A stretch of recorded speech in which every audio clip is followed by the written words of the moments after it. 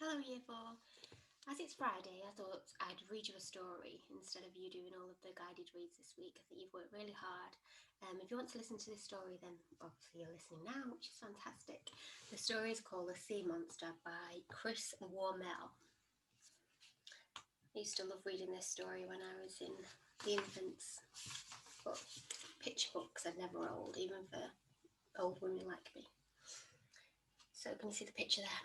Down at the bottom of the ocean, there lived a great sea monster. Barnacles and limpets clung to his scaly skin, and seaweed grew from every wrinkle. In the gloom, his eyes shone bright green.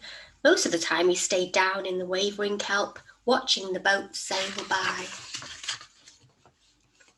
So camouflaged, isn't he, like the rock? But sometimes, early in the morning, he would swim up to the shore and he'd sit amongst the rocks at the corner of a lonely beach. He would sit very still, and the seaweed hid his bright eyes, so no one ever saw them. Mostly, he was content just to watch. You see him there, camouflaged in the rocks, just watching people. One day, a boy came down to the beach with his dog to sail a little boat in the tide pool. There's a little boat, and the boy in the boat, and there's the sea monster. I don't really call him a monster though, would you? Oh, look at his arms. His hand, sorry.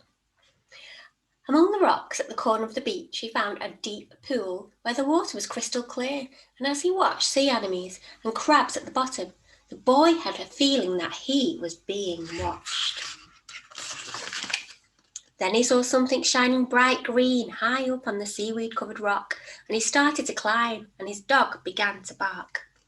"My boat!" cried the boy, as the sea took his little yacht and carried it out among the waves. He scrambled down, but it was too late. The boat was far out of reach.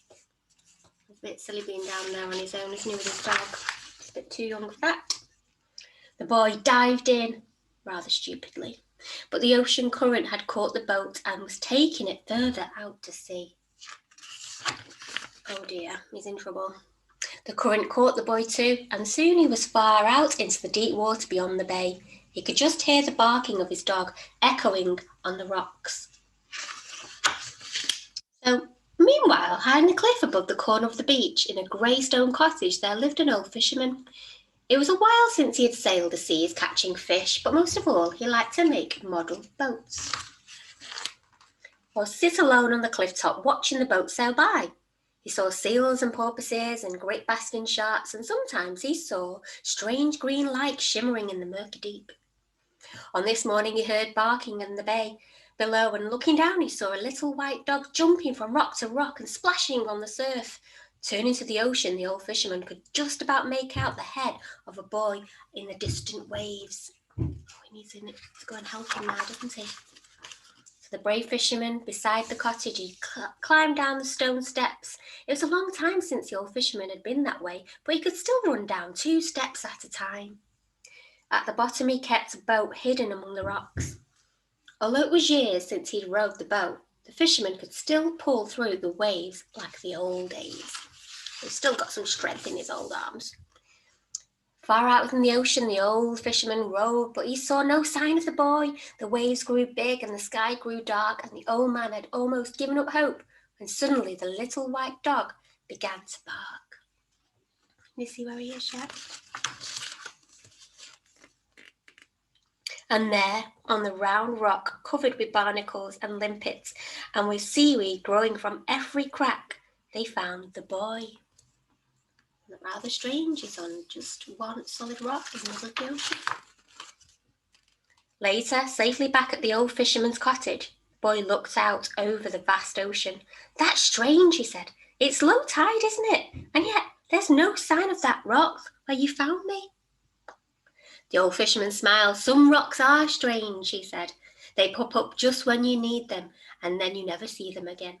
The boy thought about this. And after all that, I still lost my boat, he said.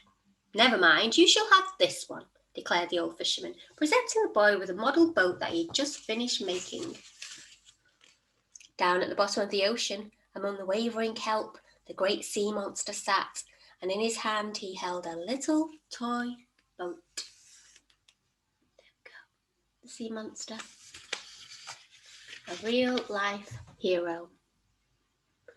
I hope you have a lovely weekend, everyone in year 4. And I hope you've been working hard.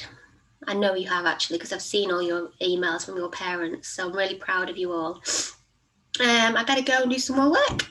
Bye-bye, year 4. Have a good weekend.